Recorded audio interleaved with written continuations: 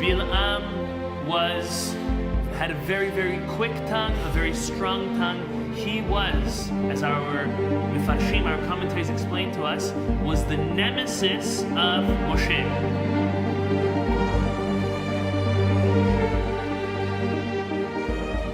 So the opening verse in this week's Torah portion, as we read, Ele ha-Devarim asher diber Moshe el kol Yisrael be'ever ha-Yarden Bamidbar, Barava, Mosuf, Ben Parao, Ben Tofel, Valavan, Hatzarot, Di Zahav. Moses come and he is opening and he is rebuking the Jewish people by mentioning the places of where they sinned. And he did so, as our commentaries explain, in order to hint to them and their sins and admonish them as such, rather than going and blazing open fire, you did this, this, and this wrong. No, he just mentioned the places of what of where they did. He didn't say what they did, but where they did something wrong. And the commentaries explain, in order to preserve the honor, as Rashi says, mikpnei kevodan shel Yisrael, in order to preserve the honor and the dignity of the Jewish people. The Zera Shimshon says, sounds great, sounds beautiful. It's very pious, it's upright. You know, when you rebuke someone, rather hint only the place and don't tell them what they did.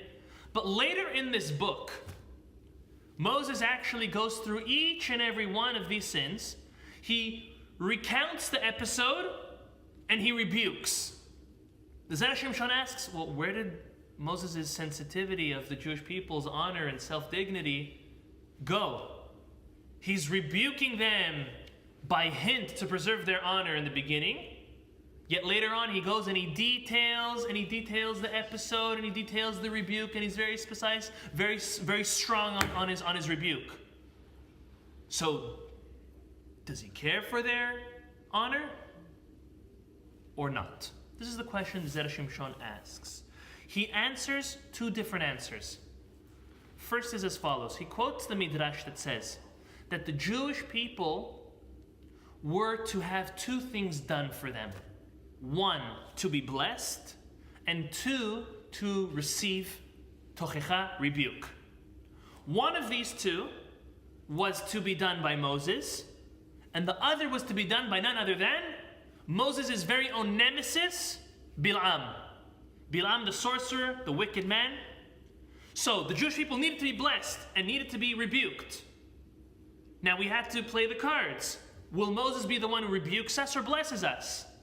And whichever Moses takes, Bilam takes the other. So what does the Midrash say? God had the intention and says, you know, it's better for someone who loves you and cares for you to rebuke you than for you to be rebuked by someone who is an enemy, someone who's evil, someone who wants to see your downfall, who wants to see no good for you.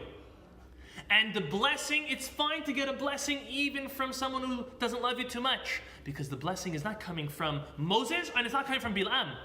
It's coming from God. They're just acting as an intermediate.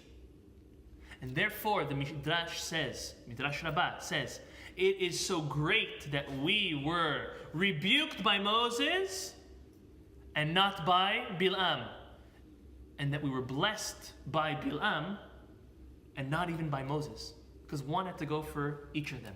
That's what the Midrash says. Zera Shimshon says, if we look at our verse, it says, Ele ha-Devarim, these are the words, Asher diber Moshe, that Moses said. And then he went on to hint many other things. You know what the Zera Shimshon's answer is? He says, you know what Moses was doing? He was hinting to them each of the places. He was giving a light rebuke in order to fulfill that he has to be the one who rebukes the Jewish people. But he was also hinting to the fact that you are so lucky that it is me, Moses, who is rebuking you and not Bilam. That's his first answer. His first answer is right now Moses is fulfilling his quota of rebuking the Jewish people and taking it in place of Bilam's rebuke. And he's hinting to the fact, you're lucky it was me and not your enemy. That's number one. We'll get back to the lesson on that in a second. Let's see the Zera Shimshon's second answer. Zera Shimshon's second answer is as follows. Before the Jewish people entered the land of Israel, when they were still on the opposite side of the Jordan River, Be'ever HaYarden, there was no, as we say in Hebrew, din arevut. There was no concept of guarantorship, meaning when a Jew did something wrong, it was their responsibility. If a Jew did something good, it was to their credit. After they entered the land of Israel, we became more one united population, that anytime one person does something good, it affects everybody. And whenever someone does something negative, it unfortunately affects everybody. That means prior to the entering of the land of Israel, if a person didn't keep Shabbat, if a person did something wrong between them and God, it was their business. They still could get punished for it, but it was still their business. It didn't affect the population as a whole. But after the entrance of the land of Israel, when we entered as the Jewish people to the land of Israel, if someone in China, a Jew in China, does something wrong, speaks Lashon Hara, kills somebody, steals from somebody, doesn't observe Shabbat properly, that affects a Jew not only in China, but another Jew in Eretz Israel, and another Jew in Florida, and in Canada, and in Argentina, and all over the world. We're all one spiritual body, and we all guarantors for one another. It's like when a human being has only their pinky hurting, but the whole body is aching over it. So when one Jew, no matter where they are, doing something wrong, something not at its best, it affects everybody. And the good also. Because of this, the Zera Shimshon says, since before they entered the land of Israel, they were all individuals. If they were all individuals, let me ask you, did every single Jew make and worship the golden calf? No. We know that Shevet Levi didn't, the tribe of Levi didn't. Did every single Jew worship the Baal Peor? No. Did every Jew complain? Did every Jew agree with the spies going into the land of Israel? No. There were some which were heavily involved in pro. There were some which were on the fence, they didn't know where to go. There were some which were against, some which were happy, some which weren't. There were all different types. So what did Moses do in his initial rebuke? He hinted all of the sins to all of the nation. But since he wasn't rebuking the individuals who actually sinned alone, it was everybody, he couldn't get too deep and nitty-gritty.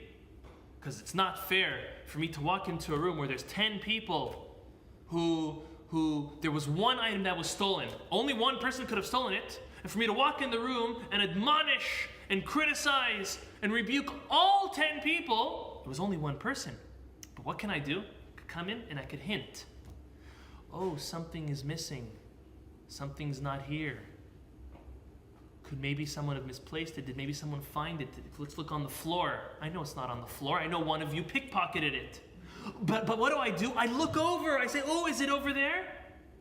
Because I'm hinting to it. I'm giving, as we say in Hebrew, a petach. I'm giving an opening to the individual to come forth. That's what Moses was doing. He was mentioning and hinting the places of each and every place, but it was to everybody. To those who sinned and those who didn't sin. Those who were pro and those who were against.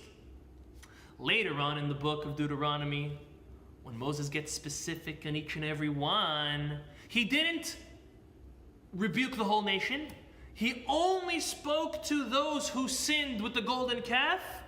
He retold the episode and he rebuked them, only them. And the same for each and every sin. Those who complained about the man, he spoke only to them.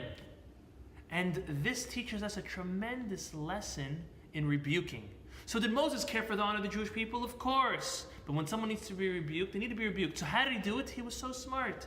He didn't come and blaze fire, open fire right away on everybody, or even on the ones who only sinned.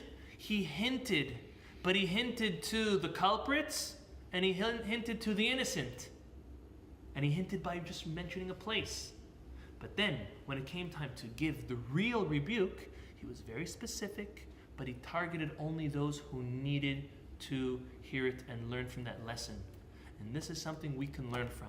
So the first answer of Moses being the one who gave us the rebuke over Bilam, that teaches us that it's always proper and for us to look forward to getting positive criticism and rebuke from those who love us. If someone loves you and they're criticizing you, take it with open arms, take it with a smile, even though it's hard. And it hurts sometimes when it's from someone who loves you, because you know they care about you, and it's more often than not, it is true. But look at that as a blessing. It was Moses who rebuked us. That's the best. Always when someone who loves you criticizes, as long as it's coming from love and for constructive criticism, embrace it. Look at it as a blessing and a message God is sending you directly. And to his second answer, we always have to remember that when we are on the side giving the rebuke and giving the criticism and the admonishing, to do it very delicately. Start by hinting, start by not being too specific, and then slowly moving on, progressing to the point where you get very clear and helpful, positive, yet firm at the same time. May HaKadosh Baruch Hu bless us that we always have those who need to give us our own positive criticism and constructive criticism to us so we become better people and have the wisdom to help others become the greatest people that we all can be.